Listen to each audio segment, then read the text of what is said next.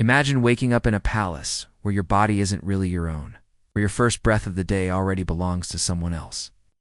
In feudal Japan, in the ornate estate of Lord Takeda, you're not just a woman, you're a role, a symbol, a story others want to tell through you.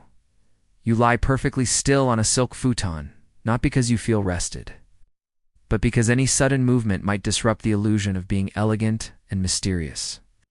Your spine aches, your hair's flat on one side, and you've had a strange dream about koi fish that you're trying not to overthink. But none of that matters, because the performance begins the moment the sunlight filters through the rice paper doors. Servants enter, heads bowed low, pretending they aren't judging the way you slept. They don't greet you. They prepare the wash basin. They bow deeper when they hand you your towel. It's not affection, it's protocol.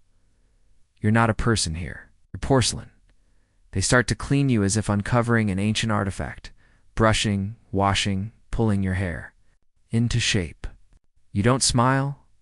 You don't speak. Not yet. Not until the first layer of powder seals your silence. You glance into the polished bronze, its mirror, and see the mask you're becoming. Someone who looks like she has thoughts but is paid never to share them. From behind the screen, muffled laughter slips in.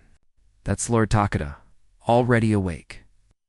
Maybe with another concubine, maybe reading poetry, maybe with both. You mentally note to avoid his favorite today, at least until after tea.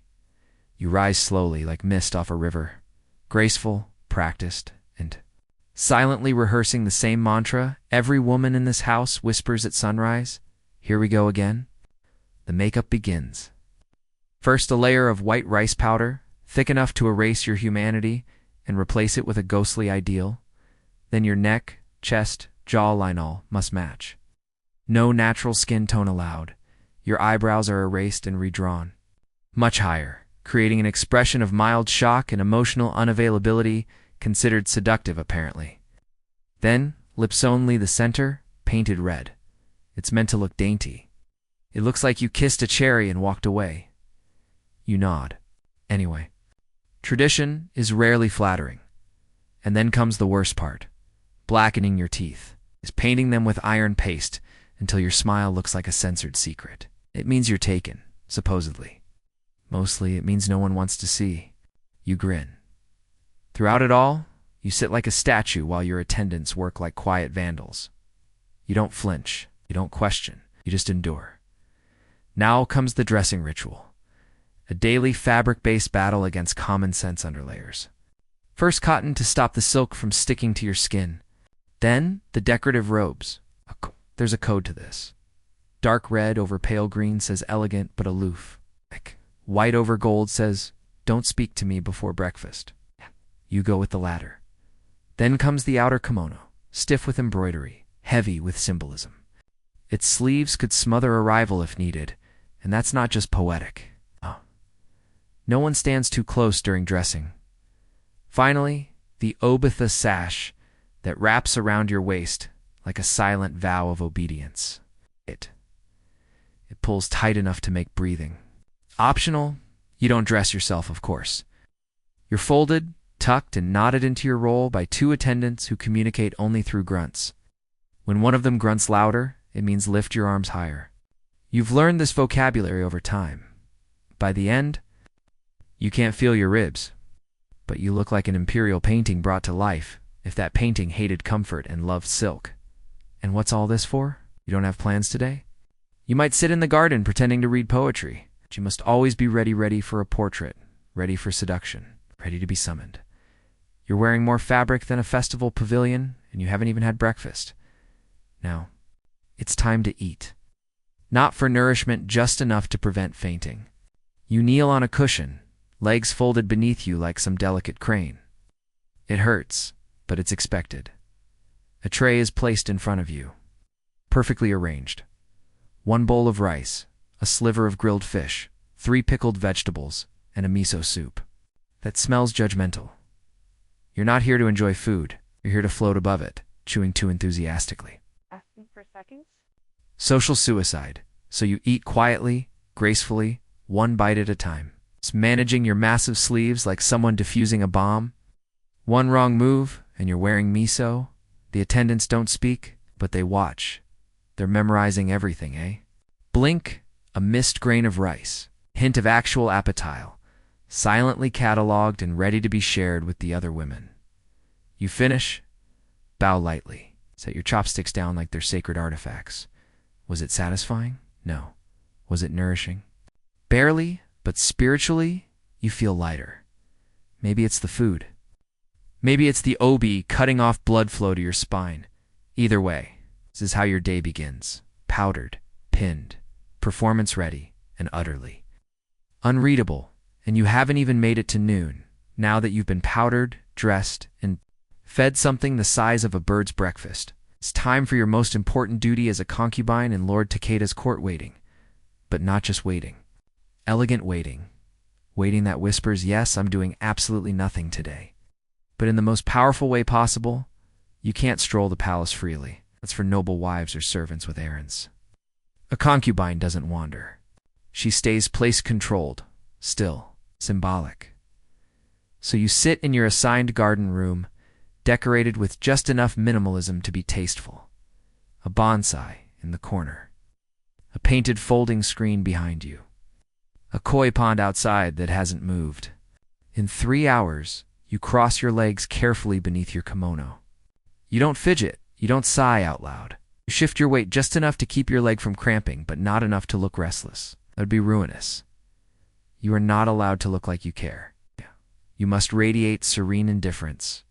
While internally negotiating every scenario, what if Lord Takeda calls on you?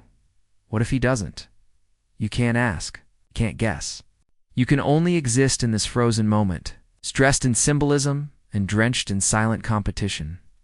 The other concubines are nearby. It's not too close, but close enough to hear when your name is whispered, or when someone pretends not to glance in your direction.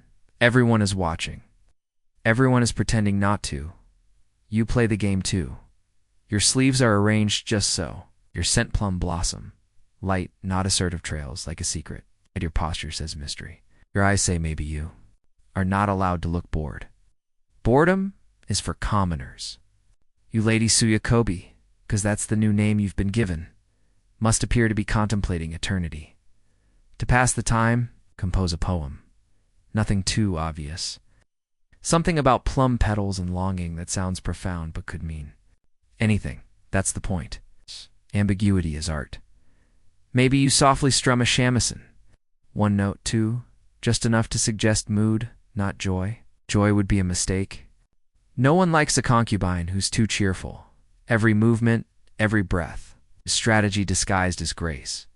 And all the while you wait, because any moment a messenger might slide open the screen. Bow low. It's a whisper that you've been summoned. Or they might not. Maybe Lord Takeda is with another concubine today. Maybe he's composing haiku by the koi pond. Maybe he's simply asleep with a hand draped across his stomach and no thoughts of you at all. And so you wait. But not just wait. You perform the waiting.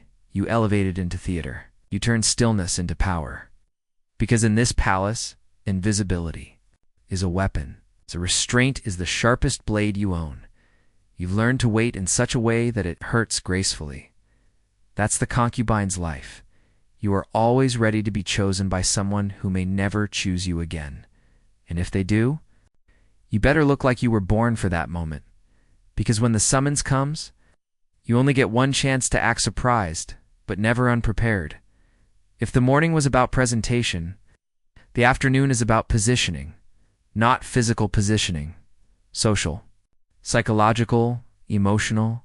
You're now part of the silent tournament that happens every day in Lord Takeda's palace, where women draped in florals and embroidered power sit in sunlit rooms pretending to be delicate. While plotting like generals, you enter the gathering room, where concubines assemble under the pretense of refinement. The room smells like plum oil and tension. You greet the others with nods, shallow bows, carefully measured smiles that look warm but could slice glass. This is not friendship. This is espionage with its perfume and hairpins. The conversation sounds innocent enough. Lady ICO's calligraphy has improved, someone says. What you mean? She used to write like a drunk monk, and now it's just passable. His lordship seemed relaxed this morning, someone adds. What she means. He didn't call on you, did he? Of course, the classic, "You look radiant today." Translation. You look slightly less exhausted than usual. Dash congrats compliments in this room are weapons. The more polite they sound, the more devastating they are. You respond with equal elegance. 12-year. Robe is daring today, you say to one rival. What you mean? She looks like she's trying too hard. She knows it. You know it. Everyone else smiles. This is the game. Say nothing directly. Say everything through suggestion. It's not just what you wear, it's how you adjust your sleeve. When the tea arrives, how your eyes drift toward the door when a messenger passes by. How long you hold someone's gaze before looking away, bored, like you have other, more important thoughts.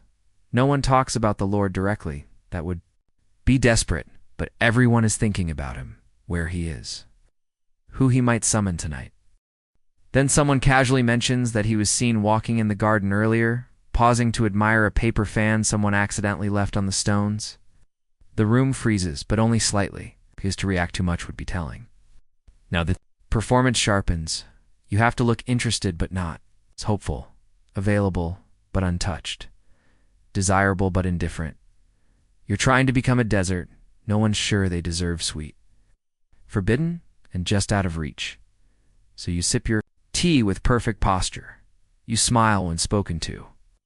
You pretend not to notice that everyone is watching your every move, and you listen. For every word, every sigh, every phrase laced with jealousy or triumph or quiet despair. Because here in Lord Takeda's palace, power isn't taken, it's whispered into existence. And if, when this afternoon ends, you've managed to make just one woman doubt her hairstyle, her robe, or her standing, you've won. Even if you haven't been summoned yet, because influence starts small, like a single falling petal, soft, slow, deadly. As the sun slides past its highest point, the palace settles into a soft, slow rhythm. But for you, Lady Suyako, things are about to get more intense quietly. Of course, because now it's time for the just-in-case bath. Not required. Just ... expected. You may not be summoned tonight. You may spend the evening composing haiku about loneliness and koi fish. But if Lord Takeda does send for you, and you arrive smelling like nerves and pickled radish, it won't be forgiven. The bathhouse is quiet. Steam clouds the air, perfumed with yuzu peel and faint incense. You undress. Slowly, with the help of your attendants.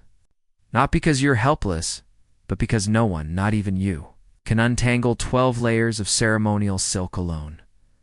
Once unwrapped, free from your armor of obedience, you step into the hot water, and for a moment you are no one, not a symbol. Not a rival, not a flower in someone else's garden. Just a tired woman with sore feet and a future that depends on good posture and quiet poise. You soak, you breathe.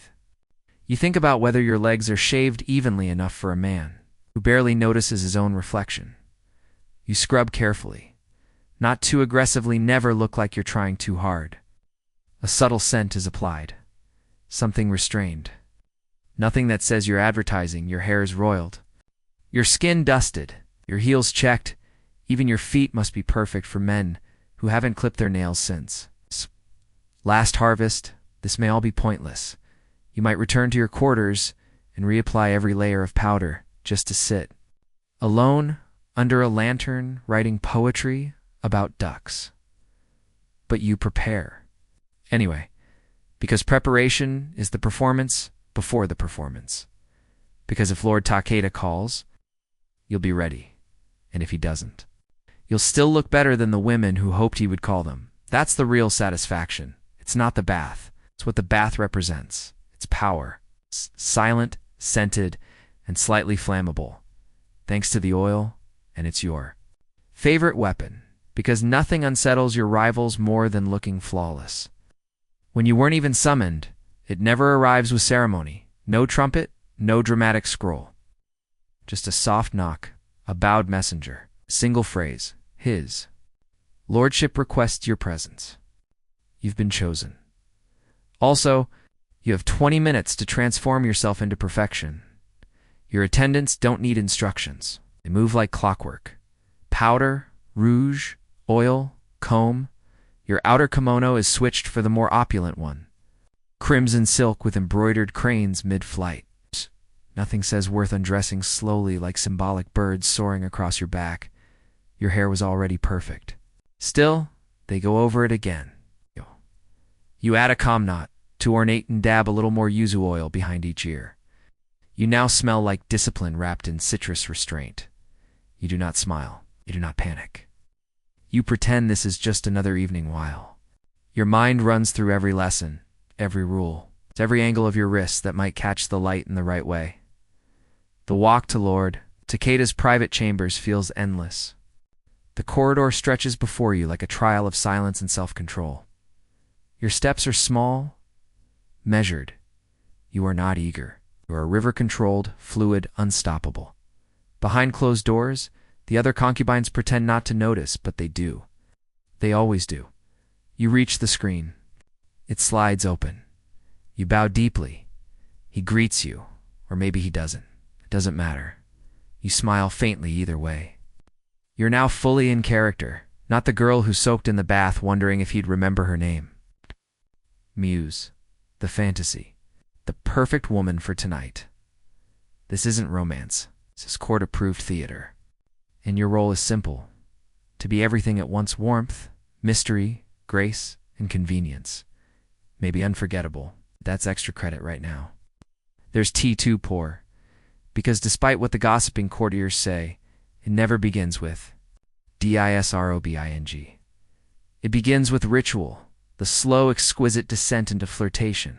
It begins with tea, not touch, not words of passion, but with Lord Takeda pouring sake into your cup, silently, purposefully. You bow slightly, take the cup, and sip slowly, not because you're thirsty, but because this moment is choreography, ritual, a performance so precise it could be mistaken. For a court ceremony, if you didn't know better, he compliments you. Your hair, your kimono, maybe your scent. You return the favor. His robe is elegant. His eyes seem thoughtful tonight. You say it all softly, as if revealing a secret only the lacquered table between you is allowed to hear. No one mentions what comes next, but it hangs in the air like incense warm, inevitable. You nod as he tells a story. Perhaps it's about a hawk he once saw flying over the rice fields. You've heard it before, 3 times, but tonight it's yours to admire. Your fingers brush accidentally, or maybe not. His eyes hold yours a little longer. His compliment deepens. Now he's comparing you to a plum blossom caught in snow. If he's poetic tonight, it's what you'll be. Poetry, silence, scent, suggestion. If he's tired, the line might be simpler. You look lovely. That's fine too. You respond the same way either way. A quiet smile. A bow of your head. Gratitude without eagerness. Too much emotion, and you look desperate. Too little, and you look cold. This is balance, precision. Theater, you hold his attention like a fan open, just enough to be intriguing. Closed just enough to be a mystery. Perhaps music plays in the background. The soft strum of a shamisen.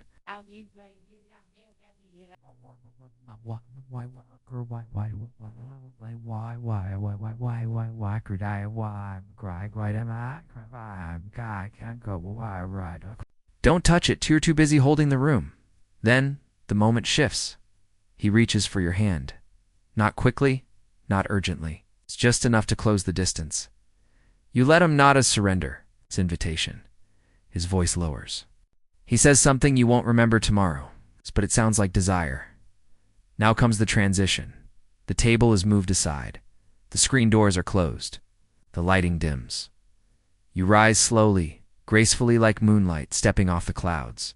You follow him into the adjoining chamber. This is not instinct. It is choreography. It's not about passion. It's about performance. You must be everything he expects, and just enough more that he forgets. All the others. You are mystery, softness, suggestion, compliance laced with just enough power to haunt him later. This is not a night of love. This is strategy, woven in silk, and you've trained for it your entire life. The chamber is quiet. dimly lit, perfumed with incense, meant to promise serenity, but mostly just tickles your nose. You kneel. You bow. You smile not from joy, but from practiced serenity.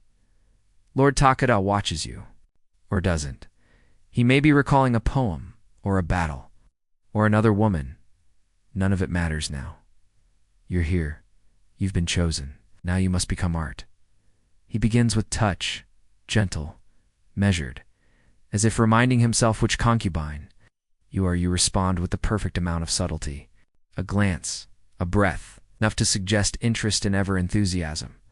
Because mystery is alluring. Desperation is not. There's no more conversation. That ended with the sake, now it's presence. You both move in roles older than your names. You're the powerful lord. You're the flower conveniently blooming tonight. Your movements are precise, graceful, trained.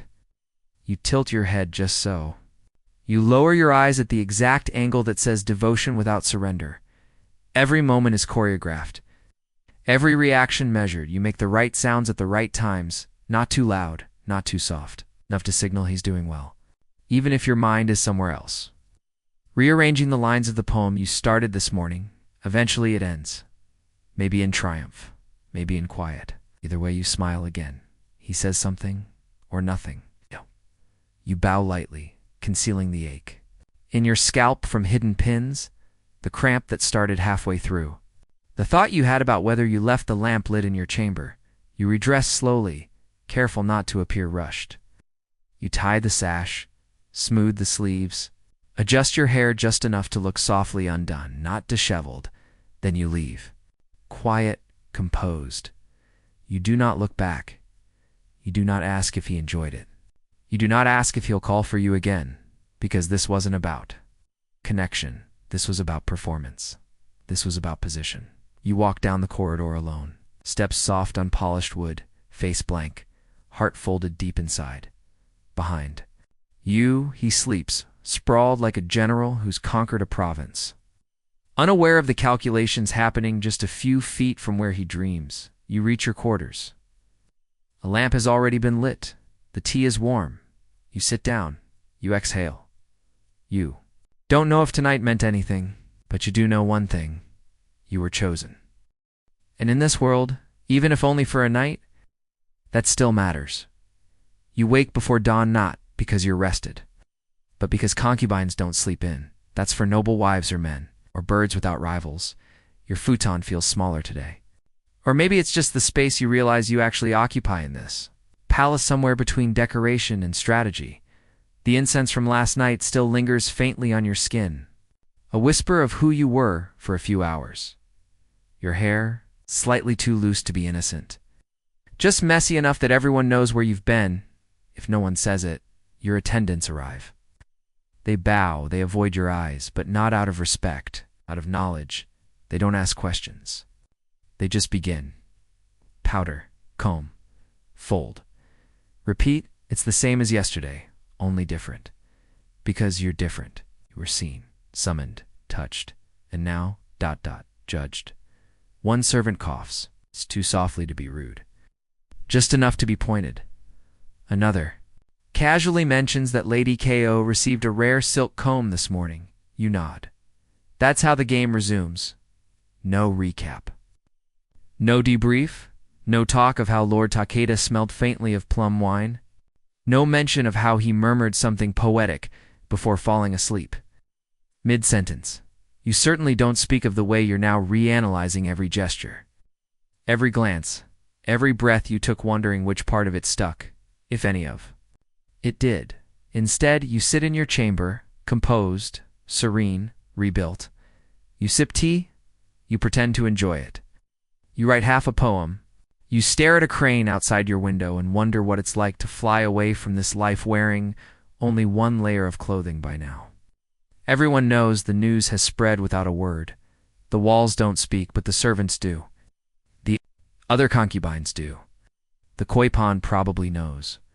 The others are recalculating who you are, what this means. Whether your rise is temporary or a threat, you are too, because that's what being a concubine truly is: balancing emotion with strategy, Desire was silence. Hope with hard reality. You smooth your sleeve. You breathe. You're not the favorite. But for one night, you were, and in this palace. That alone changes everything. You don't need ears to hear gossip in a palace like Lord Takeda's. You just need intuition and a basic grasp of polite cruelty. By sunrise, your name has floated through 3 courtyards, 2 tea rooms, and 1 suspiciously loud flower arranging session. No one says it outright. They never do. Instead, they murmur things like, Lady Suyako looks especially radiant today, which means we know exactly why her skin is glowing, and we're pretending not to care. Or, I wonder if his lordship has been enjoying more traditional poetry lately, which translates to, she probably recited something ridiculous, and he still chose her. Unbelievable. They whisper behind fans, mile through clenched envy. Drop venom into compliments like it's a fine art, and it is, in this palace. Shade is cast with metaphors and head tilts, not shouts. You hear them. You don't react, because reacting would be fatal. You don't smile too much. You don't sit too close. You don't speak unless you've already planned your exit from the conversation. Instead, you disappear just enough to become a question again. You take longer walks. Sit slightly apart during shared lessons. Practice your calligraphy, like you're rewriting sacred texts. Let them wonder, are you enlightened? Are you scheming? Both answers work in your favor because in a court full of women who scramble for visibility, invisibility becomes power. The ones who talk the most, they get envied. The ones who get envied, they get cut down. But you've already been seen. You don't need to be loud. You respond to barbed compliments with the sweetest possible voice. Oh, you think my robe is too elaborate? Thank you. It was a gift. Smile. Bow. Exit. That's how you survive. With grace so sharp it draws blood, you don't need to be in the spotlight anymore. You were the spotlight, and that echo of light still burns in their eyes. It starts subtly. You don't notice it right away. Just a missed glance, a lukewarm cup of tea, servant who forgets your favorite. Incense, small things, but in Lord Takeda's palace, small things mean everything. You're not summoned, not today, not yesterday, not once this week. And suddenly, the spotlight has shifted. Maybe it's Lady Hana newly, radiant. It's freshly powdered, perfectly timed. Or maybe it's someone else. Doesn't matter. She's the one everyone looks at now, and you're the before picture. No one says it. They don't have to. You hear it in the way people speak around you. Isn't it lovely how youthful Lady Hana looks these days? Of course it is. Youth is always lovely, and always temporary. But now comes the real test not being chosen, being uncause. To the garden, to the garden, to the music lessons, to the haiku readings, you still bow, still smile, still sip your tea with perfect poise. And when someone compliments your successor's hairpin, you admire it gently. Then you measure how long she holds your gaze, how much she believes your praise, because that's your new power, not presence, but persistence. You fold your hands, lower your lashes, tilt your head just enough to suggest you're perfectly fine, even if you're calculating exactly how long she'll last before she's the one watching the tea tray arrive cold. This isn't the scandalous fall they all fear. It's worse. It's silence.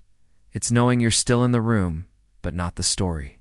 And still, you stay still, powdered, still composed, still dangerous. Because nothing lasts in this palace, not youth, not favor, not even memory, but patience. That's eternal, and so you wait. Not bitter, just ready, because if favor can fade, it can also return, eventually. The paint comes off, not just the powder on your face, but the performance, the posture, the silence. The precision at some point, whether years from now or in the stillness of a single afternoon, see yourself in the mirror without the costume. And the strange thing is, you're still there. Beneath the silk, beneath the history, beneath the rivalry and performance. A woman remains. You remember it all. The first time. Lord Takeda sent for you. The first compliment that made you hold your breath. The first time you realized you were no longer his favorite. You've played every role in this. Palace, muse, threat, shadow, ghost. You've smiled through rejection, tilted your head through jealousy, composed poetry while quietly planning your survival. What do you have to show for it? A spine stronger than any obi, a memory sharper than any fan's edge, and a palace full of women who either fear you, envy you, or hope quietly, desperately that they age half as gracefully as you have. Because here's the secret: no one talks about concubines' age. They fade, but they also endure. And in a world that's built around staying desirable, endurance is rebellion. You no longer rush to the mirror when the messenger knocks. You no longer care if your hair is pinned at the right angle for seduction. Some days, you skip the full ritual. You just sit by the koi pond, not to be seen, not to be admired, just to sit. You still wear silk, but now you wear it for yourself. And when the new girls arrive, bright-eyed, powdered, walking the same corridor you once ruled, you don't greet them kindly, you don't greet them cruelly, you just smile, because you know you've danced the edge of power, you've whispered in the right ears, it's disappeared at the right times, you've been art distraction, it's theater, and you're still here, still silent, still dangerous, because when the paint wears off, when the favor fades, when the chamber grows cold, what remains is you. And that's more than anyone ever expected. Long before the silent corridors of Lord Takeda's palace, before powdered faces and whispered rivalry, there was Babylon, a civilization that didn't veil sexuality and shame but raised it to the level of the divine in the towering temples of Ishtar, the goddess of love. War and fertility, sacred sexuality wasn't scandalous. It was sacred duty, according to ancient accounts. Especially from the ever-curious Herodotus, every Babylonian woman, at least once in her life, was required to offer herself at the temple, not out of disgrace, out of devotion there.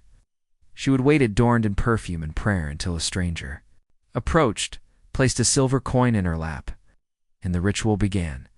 That coin wasn't a transaction. It was the goddess's token.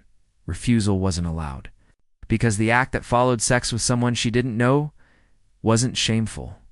It was considered a sacrifice, a way to bless the earth, the womb, the world. The temple wasn't a brothel. It was a stage, a place where the divine and the physical merged, where ritual became reality. The women who served there, the nudu, weren't lowly. Many were priestesses, daughters of nobles, cloaked in silks, adorned in incense, trained in song dance, and sacred union. Their bodies weren't just vessels, they were altars. To the Babylonians, the act of love performed in the eyes of the gods didn't pollute the soul, it awakened it. They believed that by surrendering the body in a space blessed by the heavens, they could unlock fertility, restore cosmic order, and call favor down upon the land. Crops would grow, wombs would quicken, rivers would rise. Desire was not the enemy, it was the bridge, but not everyone agreed. As centuries passed, later rulers sought distance. Whether from political reform or imported morality, the sacred sex rituals faded. The temples grew quieter, the rituals forgotten. But for a time brief, Golden Window Babylon treated pleasure not as a sin, but as a prayer. And in the whispering stones of Ishtar's temple, the echoes still remain. If Babylon turned sex into sacred offering, ancient Greece transformed it into masked theater, wild, secret, electric with meaning. At the center of it all stood Dionysus, god of wine, revelry, and divine madness. And nothing embodied his spirit more than the Dionysian mysteries' private rites that dissolved the boundaries between human and divine. These weren't temple ceremonies with quiet prayers. They were held deep in forests, hidden sanctuaries, remote groves. Only the initiated were allowed in. What happened inside? Almost no one outside ever knew, but those who emerged didn't return the same to prepare. Participants fasted, danced, wore masks, sometimes animal skins, often nothing at all. They didn't enter the ritual as themselves. They became part of something older, something wild. Inside the sacred space, identity blurred. A merchant could dance beside a noble, a servant beside a priest, and none of it mattered. For a few hours, hierarchy collapsed. Sexual energy was likely part of it not for indulgence, but for meaning. The Greeks saw the body as a gateway, desire as a symbol of rebirth, union as a metaphor for returning to the primal whole. This wasn't hedonism, it was catharsis, transformation, to lose yourself. To let the self unravel was the point, and in that unraveling, many claimed a glimpse, the divine, to touch something beyond reason, to step outside time. Of course, not everyone approved. Philosophers like Plato distrusted the chaos. They feared what happened when logic stepped aside, but for many Greeks, the Dionysian rites were a necessary release, a sacred collapse of order, a journey into the hidden self. And maybe that's what scared the philosophers most, because the real danger wasn't losing control. It was finding truth in what remained. Once control was gone, in ancient Egypt, fertility wasn't just about crops or children, it was the pulse of the entire kingdom, and no river symbolized that divine life force. More than the Nile, every year, its waters would rise and flood the land, spreading rich silt, bringing food balance, renewal. To the Egyptians, this wasn't just nature, it was the gods speaking, and they celebrated that sacred rhythm not with silence, but with joy, music, and flesh. One of the most powerful celebrations was the Festival of Min. God of fertility and masculine strength, Min wasn't subtle. His statues left no doubt standing tall, often quite literally, as icons of virility. Each year, crowds gathered as the pharaoh himself took part, cutting the first sheaf of grain as an offering. But this wasn't a harvest ritual tucked behind scrolls and prayers, it was public. Raw celebratory dancers moved in little more than gold and confidence, honoring the body, honoring creation. Rhythmic drumming echoed through temple courtyards. Chants lifted toward the sun. The celebration was a fusion of pleasure and worship. Body and sky. Another festival, the Feast of Drunkenness, honored Hathor, goddess of love, joy, music, and ecstasy. Legend said she once saved the world by drinking herself into bliss, transforming rage into mercy. So once a year, Egyptians followed suit. They drank, they danced, they lost themselves in joy not as rebellion, but as devotion to channel the goddess you had to feel as she did, free, ecstatic, alive. Sexuality was never hidden in Egypt. It was carved into temple. Walls painted into tombs, spoken through myth and ritual. Some healing temples even used sacred roleplate, suggestion, guided union to restore fertility and balance. Because pleasure wasn't indulgence, it was harmony. A divine gift from the gods, and every kiss of the Nile was a reminder that life was sensual, and the sacred was never afraid to dance. If Egypt celebrated fertility with grace, Rome did it with theater, and no celebration captured that better than Lupercalia, held every February beneath the Palatine Hill. Lupercalia was part purification, part party, and all provocation. Its origin myth was primal. The cave of Lupercal was said to be where Romulus and Remus, Rome's legendary founders, were suckled by a she-wolf. That symbolism wild, maternal, powerful bled into the ritual. At the center were the Luperci, young men chosen to embody raw, untamed energy. They wore little more than goat skins, sometimes nothing at all. First came the sacrifice, goats and dogs, animals tied to fertility and protection. Then the Luperci would cut strips of goat hide, dip them in blood, and race through the streets of Rome, laughing, shouting, striking women as they passed. Not in violence, in blessing. Women would step forward, willingly, arms outstretched, dresses lifted, welcoming the lash. It was believed that being struck would enhance fertility, ease childbirth, and awaken sensual vitality. It was messy, loud, unapologetic ally. Human. There were feasts, songs, sacred lewdness, masked in tradition. But behind the chaos, was intention. Lupercalia wasn't just indulgence, it was Rome's way of brushing winter from its bones, clearing out old energy, making room for spring's return. Sexual overtones, but wrapped in myth, cloaked in destiny. Later Roman poets like Ovid wrote of it with a mix of humor and nostalgia, even as more conservative voices tried to tame it. The festival endured, until Christianity arrived with its stricter lens and slowly replaced it. With quieter saints and censored desire, some say Valentine's Day rose from Lupercalia's ashes, from blood-dipped lashes to paper hearts. But the root idea remained: fertility, love, the deep, ancient need to ritualize desire. In Rome, the sacred and the sensual were never separate. They were braided together, like vines on marble, tangled alive, and for one wild day each year, completely unrestrained.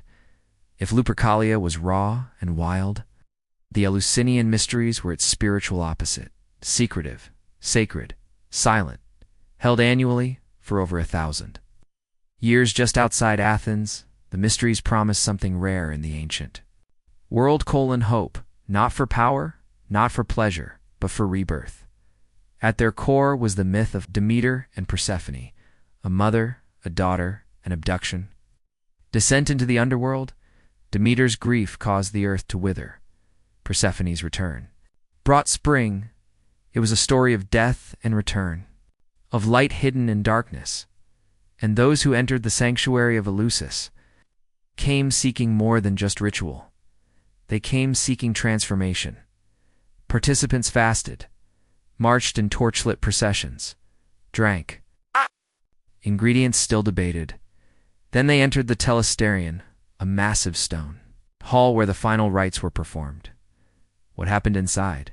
No one knows, because no one ever told to speak of it. Was punishable sometimes by death, but those who experienced it described it the same way: a moment, a revelation, a lifting of the veil between life and what comes after. Some scholars believe the climax involved a symbolic reenactment, perhaps even a sacred union between actors playing Persephone and a divine male, whether literal or metaphorical. The result was the same. Those who emerged felt changed, as if they'd touched eternity. It wasn't about pleasure. It was about knowing that death wasn't the end, that darkness could give way to light, that something sacred waits on the other side. Of silence, the Eleusinian mysteries didn't promise riches. They offered perspective. And in a world filled with war, plague, and chaos, that was the most powerful gift of all. While the Greeks wrapped sensuality in myth and silence, ancient India faced it head-on with reverence, structure, and sacred fire.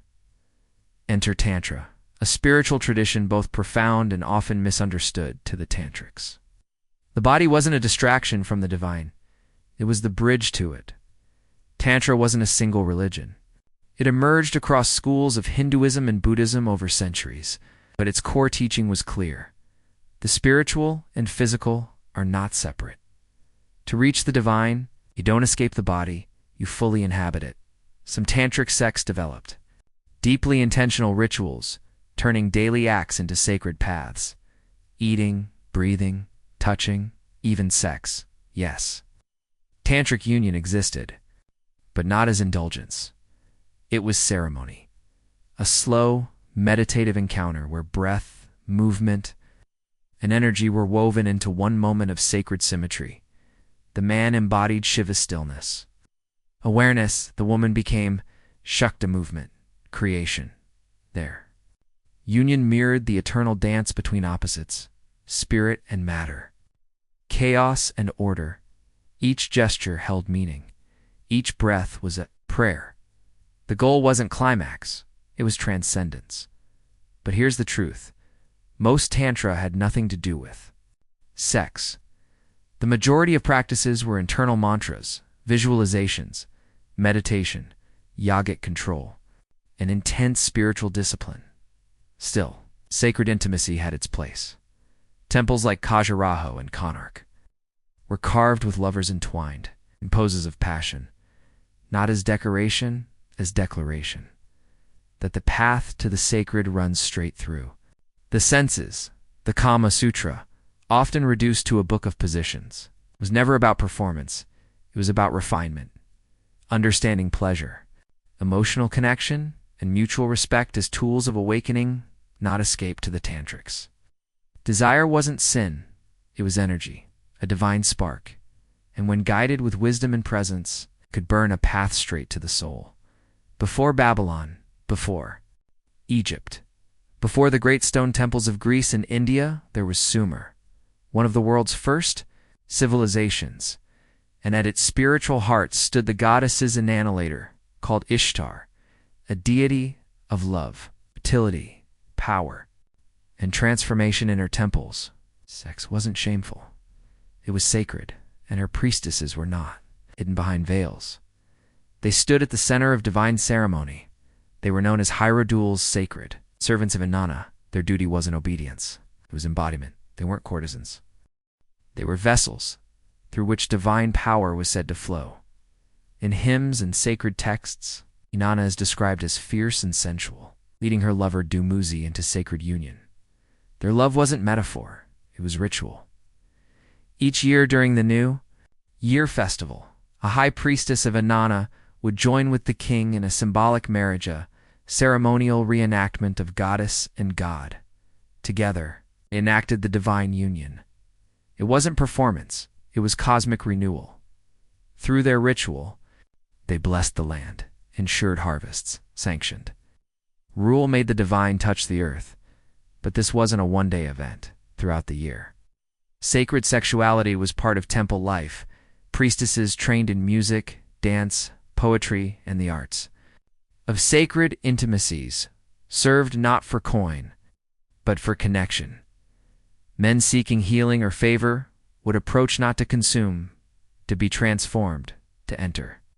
Inanna's temple was to cross into another realm, where desire was ritual, and the body was not profane. But divine, not all of it was ideal. Some Hierodules lived protected within temple walls. Others stood, or vulnerable at the edges of society, mistrusted or exploited over time. As new empires rose, the sacred was rebranded as scandal. Inanna's open temple doors were closed, but for a shining moment in human history, before shame. Before suppression, the body wasn't an obstacle to the gods, it was their altar, long before cathedrals rose. Before Europe wrapped itself in scripture and stone, Celts danced with the land. They didn't separate the sacred from the sensual. They celebrated it. And nowhere was that union more alive than on the night of Beltane, held at the midway point between spring and summer when flowers bloomed and animals mated. Beltane was a festival of fire and fertility. Bonfires blazed on hilltops, flames split the sky, smoke curled into the stars and across villages. People leaped, the fires believing the flames would purify, protect, and bless them for the season to come. But Beltane wasn't just about protection, it was about pleasure. Once the fires were lit, the rules loosened. Couples married or not would disappear into the woods for the night to honor the earth, to mirror its fertility, to become part of the season's rhythm. This wasn't scandalous. It was expected. It was sacred. The idea wasn't conquest. It was connection to another body. The soil. To the cycles that made life possible, some villages even held symbolic marriages between the May Queen and the Green. Man representing earth and wildness, feminine and masculine, joined in ritual. Sometimes these were just stories. Sometimes they were real unions. Children conceived on Beltane were seen as blessed. The whole night pulsed with drums, dancing and soft laughter beneath oak leaves, and when the sun rose, the veil lifted, the magic faded but not completely, the Celts believed. The act of union could charge the land, stir the seeds, and keep the balance. Beltane was a permission slip from the gods to touch too. Want to remember that the body wasn't a prison, it was part of the spell. But as the Christian era spread, Beltane's fires dimmed. Desire was rebranded as danger. And the sacred night was labeled sin, yet still, God. In some wild corners of the world, ... the fires burn, and so does the memory. Across time, across empires, across oceans and languages and lost alphabets. One truth endures.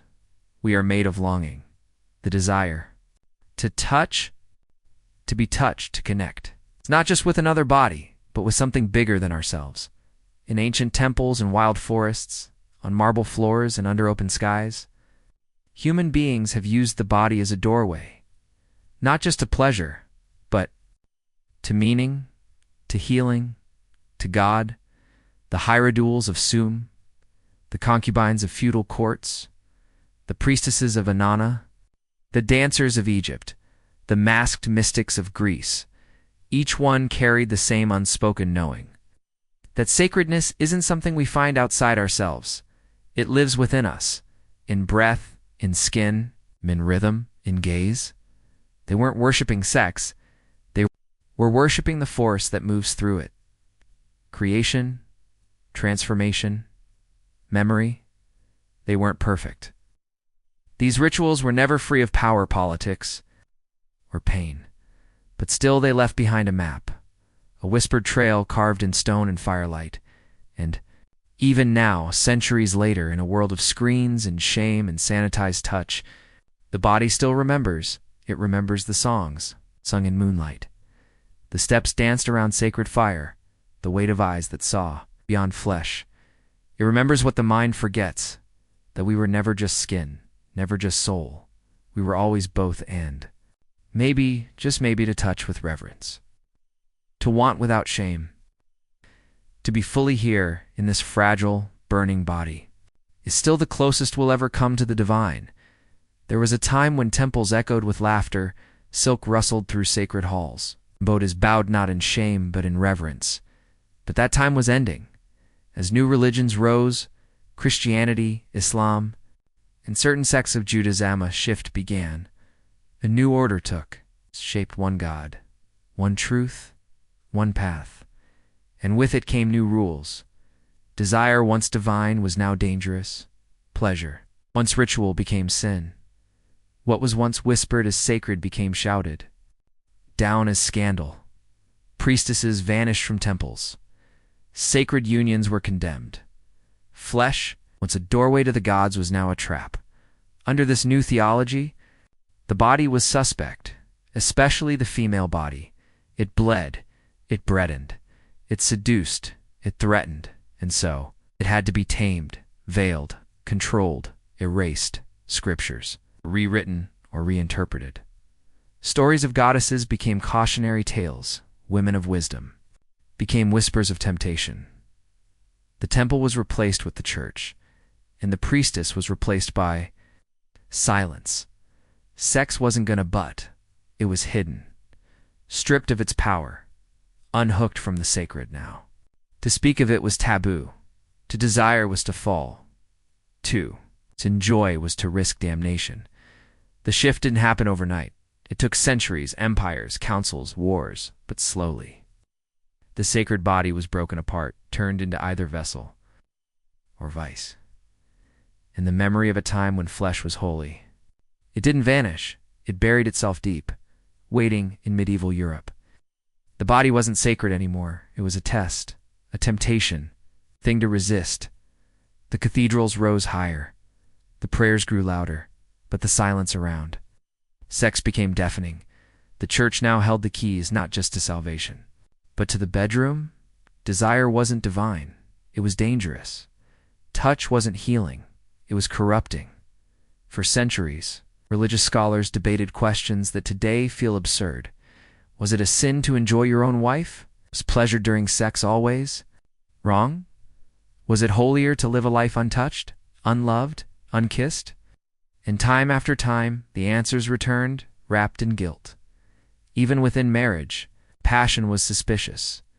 The ideal Christian was celibate, detached, disciplined. To feel too much was to risk the flames of hell. And women? They bore the worst of it. If a woman was beautiful, she was dangerous. If she was barren, she was cursed. If she was passionate, she was possessed. her body once honored in temples, was now blamed for mankind's fall. The myth of Eve took center stage, not the wise priestesses of Inanna, not the dancers of Inanna, not the dancers of Inanna, Hathor, not the lovers of Dionysus, only Eve, the temptress, the original sin. So the church responded with control of bodies, of pleasure, of truth, and generations of people hungry for touch, aching for connection, learned to hide what made them human too, fear what made them feel, to forget that the divine once lived not in denial, but in union. And while monks recited psalms in stone chambers, deep in the hearts of ordinary people, a quiet ache remained for something older, something they couldn't name, but could still feel in their bones. A memory the church tried to erase, but never fully could. They weren't witches, not really. They were midwives, herbalists, widows, healers, women who lived at the edge of villages and outside the reach of men. They knew the cycles of the moon, they touched the earth with reverence, they spoke in quiet tones and carried old knowledge of roots of remedies, of life. But in a world where the church had declared the body dangerous and women suspect ... that was enough to be feared. And fear turns easily to fire between the 15th and 18th centuries. Across Europe and even parts of the New World, hundreds of thousands, mostly women, were accused of witchcraft, tortured, drowned, hanged, burned alive, their crime being uncontrolled. Some had red hair, some had no husbands, some owned land, some spoke when they weren't spoken to, some simply bled with the moon. It didn't take much. Once, sacred knowledge of birth, of herbs, of sensuality was rebranded. A sorcery, a woman who knew how to ease pain, became a devil's servant. A woman who embraced her own pleasure became a threat to the soul. In truth, this was never about spells. It was about power, about silencing what had once been sacred, tearing out the last roots of the old world, and in the smoke of those fires, something ancient vanished. The temple priestess became a ghost, the forest healer, a warning, the wise woman, a tale told to frighten children, and the memory of touch as healing was buried beneath, but not erased. Because memories like that don't die, they wait in the marrow of our bones, in the silence, between heartbeats, in every woman who feels too deeply, and every man who's been taught not to. They wait for us to remember. If the witch hunts burned the sacred out of the body, the Victorians sealed it in silk and silence. To live in the 19th century was to breathe through lace and rules, especially if you were a woman. Proper posture, modest dress, eyes down, voice soft, ankles hidden, desire. That was a male indulgence. A woman's purity was her prize. And yet, behind the curtains, between the pages, beneath the corset, something was stirring. Because repression doesn't kill desire, it feeds it. It makes it secret. And the Victorian world was full of secrets. Brothels thrived often, more elegant than the homes of those who condemned them. Madams wore pearls, red light. Districts glowed under gaslight, and men in top hats preached virtue by day, then vanished into pleasure by night. Even in art and literature, the tension was undeniable.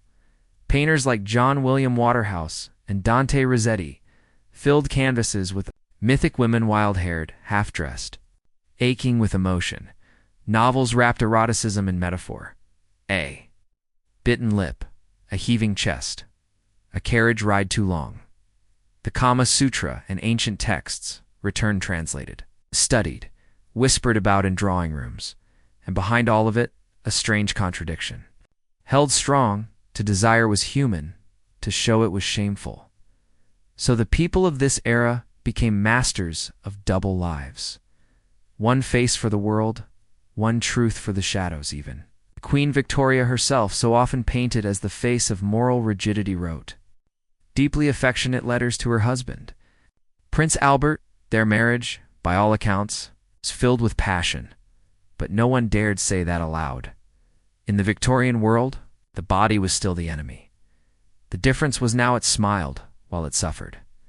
When the world silences the body, art learns how to whisper, and in the centuries following the rise of shame and repression, desire didn't disappear. It simply went underground. In paintings, novels, poetry, music longing was preserved like fire hidden in embers. You just had to know where to look. In 19th century France, painters like Édouard Manet and Gustave Courbet shocked audiences by depicting the nude not as myth, but as real. Courbet's The Origin of the World was so explicit. It stayed hidden for a century. But it wasn't just about skin.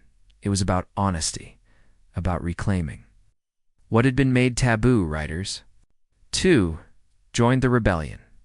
Oscar Wilde, with his lush prose and veiled sensuality. Emily Dickinson, whose poems of wild nights hinted at an inner world far less tame than her white dresses suggested. Walt Whitman, who wrote of bodies like scripture, flesh and soul woven into one holy hymn. Even Bram Stoker's Dracula on the surface. A Gothic horror was drenched in repressed sexual tension, blood, biting, submission, temptation. It was never just about monsters. It was about what society feared most: uncontrolled desire. In Japan, shunga artrich with erotic scenes flourished. In private hand-painted books in India, ancient temples like Khajuraho were rediscovered, reminding the world that sacred and sexual had once been the same word. Every culture had its codes, its metaphors, its mirrors, because, while religion tried to close the door, the artist found windows, and through those windows, Quay glimpsed truth, that longing was still alive, still aching, still human, and still beautiful. After centuries of chains, something broke loose. It began as a whisper, a protest, a question no longer, whispered behind curtains, but shouted into the streets. Why must we be ashamed of what we are? The 20th century was a wildfire. World wars shattered old certainties. Technology brought the world closer, and the body-long silence finally began to speak again. In the 1920s, flippars danced with bare shoulders and bold lipstick. Jazz pulsed. Through smoky clubs, hips swayed, and the old rules stumbled. In the 1960s, the sexual revolution exploded. Birth control, public discourse on pleasure, feminism rose. Not just demanding equality, but the right to desire. The right to say no. The right to say yes. Protests echoed in the streets. Books were banned and devoured. From Simone de Beauvoir to Gloria Steinem, women tore apart the myth of the passive, silent body. Men, too, began asking, what does it mean to feel, to touch without dominance? Across the globe, once hidden identities, queer, trans, fluid, stepped into light. What was once burned at the stake, now marched with banners, kissed in the open, demanded visibility. And yet, it wasn't easy. Every step forward was met with backlash. Every freedom claimed came with cost. But the fire spread. Through dance, through music, through movements that said, the body is not shameful. It is sacred not because it conforms, but because it lives, because it feels, because it's still. Remembers every ritual ever lost. In therapy rooms, yoga studios, bedrooms, and poetry circles, the body began to heal. And for the first time in centuries, we started listening. We set the body free, tore down the walls, ripped up the rules, and for a moment, it felt like flight. But freedom without reverence is fragile, and in the rush to reclaim desire, something subtle happened. The body once shamed became currency, advertised, marketed, not. Sacred product, the same world that once silenced sensuality, now sold it back to us. In glossy magazines, in commercials, in filtered feeds and fast clicks, pleasure became performance.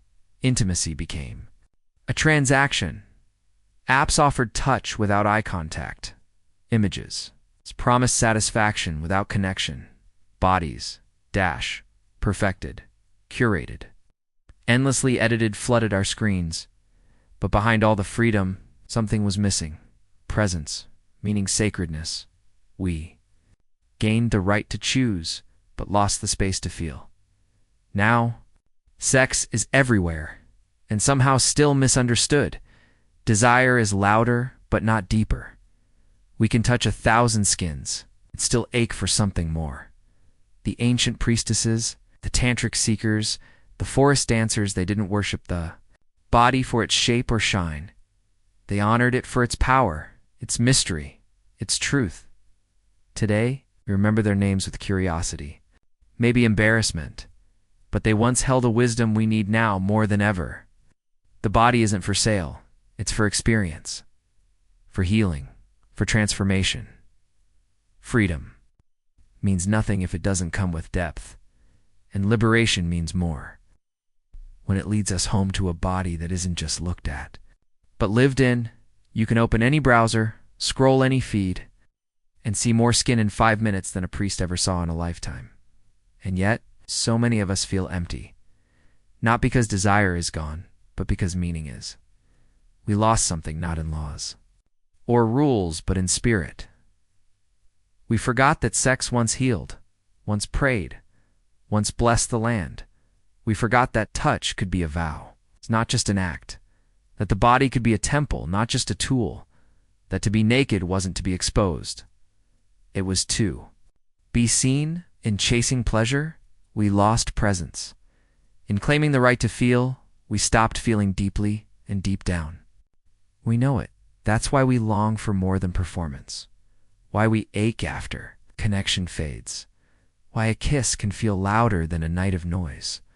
Why we remember the ones who held us like we mattered, not like we were useful or beautiful or exciting, but like we were real. There's a silent grief in the modern soul for the ritual we never had, the reverence we were never taught, the sacredness our ancestors whispered, into firelight now lost beneath algorithms and bright screens. But grief is not the end. It's a doorway. And in that grief lies a question. Can we find our way back? Not to temples or ceremonies, but to the spirit behind them, to the stillness before the touch, to the love beneath the skin, to the part of us that knows, the body remembers. Even if we forget, we think of ancient wisdom as lost, buried in ruins, locked in forgotten scrolls. But the truth, it never left. It just moved deeper into breath, into instinct, into the way your skin rises when someone looks at you with care, into the way your hands know how to hold grief or desire, or both. You are not separate from the sacred. You are its living continuation. The Hierodules of Inanna. Their legacy breathes in how you long for real connection. The dancers of Beltane. In every part of you that wants to run wild, to love freely, to burn with joy, the whispered codes of forbidden lovers. All the healing hands of witches. The steady gaze of courtesans who saw beyond Shambats, all still in you, not as history as memory. Your body is older than your mind. It carries echoes of every ancestor who ever trusted the power of touch, every healer who honored pain without turning away, every lover who chose presence over performance. Even now, in this fast, flashing world, the wisdom waits in moments of stillness, in the hush after a kiss, in the tremble before vulnerability. It lives in the question, what if this isn't just physical? What if this is ancient? What if this is sacred? You don't have to know the rituals. You don't have to read the scrolls. You just have to listen. Because somewhere inside you, the old ways are still singing. This isn't just history. It's a map, a spiral, a memory passed through hands, hips, mouths, breath, from temple floors to forest fires, from silken veils to digital screens, from silence to song. And now, after centuries of forgetting, we stand at the edge of a new remembering. The body has always been the beginning, not because it is perfect, but because it is real, because it feels, because it breaks and heals, breaks again, because it holds everything we've ever run from and everything we've ever loved. You don't need incense or chants or sacred texts. You just need presence, to touch like it means something, to breathe without apology too. See another person not as a distraction or conquest, but as a mirror, and to see yourself the same way. There is no one path back to the sacred, but every path begins here. In the body, not the one in the mirror, but the one you live in. The one that's hungry, curious, lonely, curious, lonely, beautiful, enough. The body you've judged, the one you've ignored, the one you've shamed and hidden and silenced and punished. That body, it's still waiting, still holy, still, well, that's still yours. So touch it with care, walk it into sunlight, let it want, let it feel, let it remember, because when we reclaim the body, we reclaim the world.